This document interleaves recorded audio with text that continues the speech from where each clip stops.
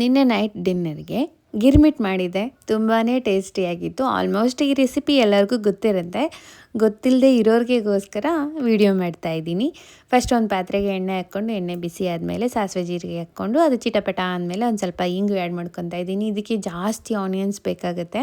Onions ಹಾಕಿ ಚೆನ್ನಾಗಿ fry ಆದಮೇಲೆ ಅದಕ್ಕೂ ಚಿಲ್ಲಿ ಆ್ಯಡ್ ಮಾಡ್ತಾಯಿದ್ದೀನಿ. ಚಿಲ್ಲಿನೂ ಫ್ರೈ ಆದಮೇಲೆ ಒಂದು ಸ್ವಲ್ಪ ಉಪ್ಪು, ಒಂದು ಸ್ವಲ್ಪ ಅರಿಶಿನ ಪುಡಿ, ಇದಕ್ಕೆ 1 ಕಪ್ಪಷ್ಟು ಹುಣಸೆ ಹುಳಿ ಬೇಕಾಗುತ್ತೆ. ಯಾಕಂದರೆ ಗ್ರೇವಿ ಆಗೋದೇ ಅದರಿಂದ. ಹುಣಸೆ ಹುಳಿ ಚೆನ್ನಾಗಿ ಬೆಂದ ಮೇಲೆ ಇದಕ್ಕೆ ಬೆಲ್ಲನೂ ಆ್ಯಡ್ ಮಾಡ್ತಾಯಿದ್ದೀನಿ. ಅದನ್ನು ಹಾಕಿ ಚೆನ್ನಾಗಿ ಕುದಿಸ್ಕೋಬೇಕು.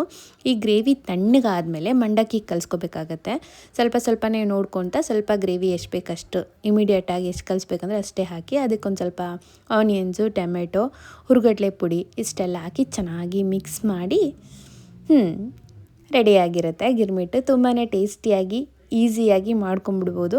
ನಮಗೆ ಟೈಮ್ ಇಲ್ಲ, ಸೊ ಇಮಿಡಿಯೇಟಾಗಿ ಏನಾದರೂ ತಿನ್ನಬೇಕು ಅಂತ ಕ್ರೇವಿಂಗ್ ಬಂದಾಗ ಇದು ಒಳ್ಳೆ ಆಪ್ಷನು. ಸೇವ್ ಮಾಡಿಟ್ಕೊಳ್ಳಿ, ನೀವು ನೆಕ್ಸ್ಟ್ ಟೈಮ್ ಮಾಡಬೇಕಾದ್ರೆ ಯೂಸ್ ಆಗುತ್ತೆ. ಓಕೆ, ಬಾಯ್. ಬರಲಾ?